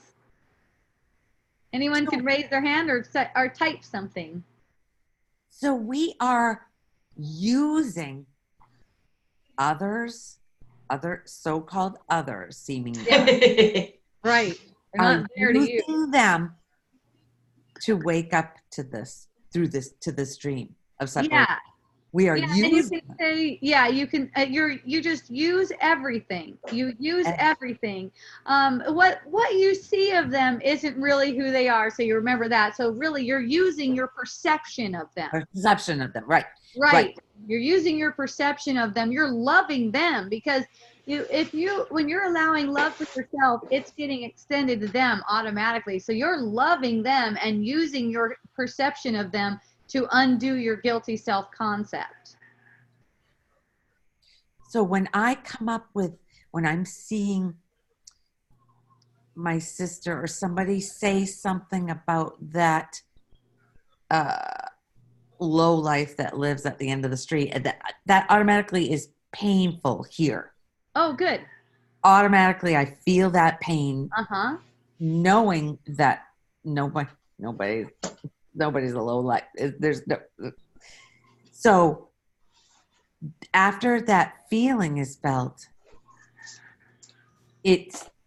I'm seeing that it doesn't accept it. Mm-hmm. It eventually drops, but it's still there, or I would not have brought it up just now. Yeah. So there's a non-acceptance. It's a body sense.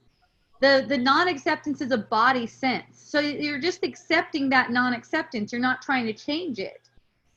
So your brain's making an interpretation. Your brain's making an interpretation, that's all, and it's being reflected in your body. That interpretation is getting reflected in your body sense. So all you're doing is being an acceptance of that. It's like you take a step back and accept the non-acceptance. It's a body sense. It's occurring to you. Okay. It's not who you are. See, that's the thing. The ego, like, it gets in there and it's like, oh, you must not be accepting. Well, you know what? That's the choice you make right now. There it is. I heard it put like that, like, they say let it go, like about the feeling, but I heard another teacher say that it should be let it flow. There you go. That's a really good way of looking at it. Mm-hmm. Yeah, because I see, and there's nothing wrong with saying let it go. I have a friend who did a video recently and posted them, and at the end it says let it go. He actually wrote let it go on it. And you know what? There's nothing wrong with that. We're talking about the way it's taken. These words mean nothing. They're gibberish. What we're talking about is the way that the words are taken when the ego gets in there and conceptualizes it.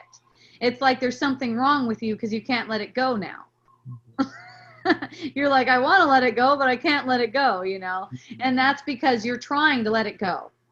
Mm-hmm. That's not, like you said, letting it flow. See, that's another way of looking at it. Just like letting that energy, that non-acceptance. Oh, welcome non-acceptance. That's acceptance.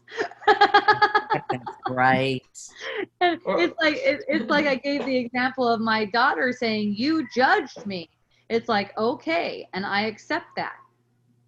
There's an acceptance of, okay, that's not my experience. I didn't need to tell her that, though. Didn't even need to tell her that. That isn't my experience. But I don't need to tell her that, because if she's having that perception, I put that there for a reason, and it's the feeling that I have right now. There isn't any past. There isn't any judging in the past or anything like that. It's a feeling that I'm getting right now as she's telling me, hey, you judged me, and now I can't trust you. I can't talk to you. I can't come and talk to you. And I'm just like, okay, that's okay. It's just whatever it is that's presented, it's like, okay. Mm-hmm. See, when you're not identifying with the one who's supposed to be a certain way, and I even set my daughter up that way to tell me that I'm supposed to be a certain way, and I'm not. I'm failing basically. And it's the same thing. It's like, okay, thank you, because it's like right now that's for the feeling. Now she said that she wanted to, she wanted to talk to you. Right? I mean, she said she didn't feel she could talk to you, and then you said that's okay, and she said, but I want to talk to you. Yes. So okay. and you're saying that's okay too. So where is she with her frustration at this point? Oh, I don't know, but I can say that same day where if I want to talk to you, but I can't. A couple minutes later, we were sitting right here at this table, laughing our asses off and having a conversation. See, but then it'll go back to it'll go back to that story again. It goes back to that story again, which is okay with me. Yeah. See, but her mind wants it not to be. You can see that for now. Yes, that is, I can definitely see that, and I don't have an argument with it. Right, which is frustrating for the person who wants. It's probably frustrating. Yes, I'm getting that it's frustrating. I'm getting that there's some conflict that's being looked for, that's being asked for. Yeah. And I know that's being found wherever she is. That's the thing. It's like we don't have to provide the conflict. Right. You know, if someone's looking for conflict, that's what they're looking for. There's not any problem with it. They will find it. That there's no need for us to give them any. Beautiful. So like everything she shows me and everything she tells me, I'm like, that's okay. Well, what about this about you? You know, what about this stuff about you? That's okay. Everything. The fact that they appear in our perception as if they're searching for conflict is for us. We put them there, exactly. right? Exactly. It's always for extending love. Mm-hmm. And you know, and they put us there. So it's like that. It's like we can't also get it wrong, because it's like for their perception, we're expressing exactly as they need to. So it's perfect. Right. Yeah, I'm just like having these temptations to judge my mother for judging or for something every day for not being right somehow, or for judging me or whatever. But and all the time I'm reminding myself all the time that I put her there. I'm making her do this because I want it. So you can see how adorable she is. Yes. And that's really what it comes to. Like when I found myself, you know, judging my mom or judging my mom for judging me or anything like that, you know, it came to, oh my God, she's so adorable. Oh my God, that's just so cute, you know. And she tells me something that sounds like that person is doing it like this, or someone's doing it to me, or what am I going to do about this terrible body, or whatever, anything like that. Like, oh, I love you. Or here's another one. What the heck? You need to get your eyebrows done.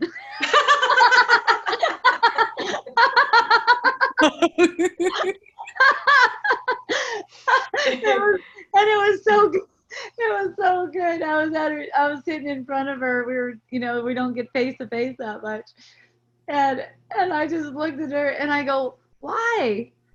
And she goes, oh, never mind.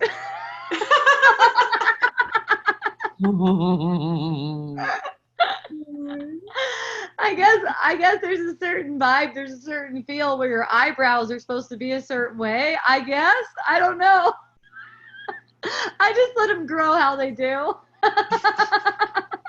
Which is fine. Once I had my eyebrows done and I thought I looked like the Joker. It was crazy. Oh. Growing back in. Yeah, I like when people will do the tattooed eyebrows, or sometimes it looks like a caterpillar on the face. Some people. Caterpillar on the face. Right. That was my perception. Was like, well, that looks so weird, like a caterpillar. Two caterpillars. You guys are so awesome. Right. All right, I'm gonna wind this down, and I'm back week after week. I only won't be here on February 3rd because I'm gonna be in Kona that night promoting my book. I'm gonna be over there doing just 20 minutes, but then I get a little spot with a bunch of books, and people can come over and talk to me. So if you're in Kona, or if you want to come to Kona, see me in Kona. I will be at Kona Stories. It's called Kona Stories. It's in the Keahau Shopping Center. Keahau. Ho. O-U. Ho. Yeah, there it is. And that'll be on February 3rd, 6 to 8 p.m. There's also a really good sushi bar there that I will be hitting up afterwards, probably. If you want to go over there with me, that'll be awesome. I will be at the Tantra Fest this year, Hawaii Tantra Fest. I'm going to be there Monday. Oh, that one I just talked about, that's Tuesday the 4th, actually. Monday the 3rd, I will be at the Hawaii Tantra Fest doing a 2-hour wisdom dialogues, which I plan to record as well because it's my regular Monday session. But it's at Tantra Fest at Kalani. Kalani's open again. It'll be at Kalani. Kalani's open. Yes. The same place? Yep. And it's really bitchin'. It's better than it ever was. No. Yep. And so, and it'll be, the Tantra Fest starts February 1st. It goes to the 5th. I will be there on the 3rd. I'll also be present the 1st and the 2nd and the 3rd, and then do wisdom dialogue. So I would love to hang out with you if you're at the Tantra Fest. If you're local and you would like to go to the Tantra Fest to see me, it's free for you to just come to Wisdom Dialogues. I have the only event that's like that, the Tantra Fest, where you could just say you're there to see Hope Johnson, Wisdom Dialogues, whatever, and you can get in for free for that. Nice. Or you can stay for the Tantra Fest. Isn't that fun? Can you bring Hawaii closer to me somehow? Bring it to Florida. Right. I know you guys are. At one point it'll be, I'm coming to Florida. Yep, Wisdom Dialogues Fest in Florida. That's what we need. Florida, yeah. So if you get enough of a fan base over there, whatever you want to call it, fan club that wants to give me I would love to have. I will be there. I would love to host you here. Yeah, and if you host me there, yeah, if you get me a ticket to Florida and host me there, I will come. I love it. Okay, Lori, we see more reasons to talk, right? Yay, you know I love it. I love you so much. Oh, ditto. I love you too. Thank you for joining. Thank you everyone on Facebook too. I appreciate you. I love you. Mahalo, aloha, and until next week, Tuesday at 3 Hawaii time. Ahui ho!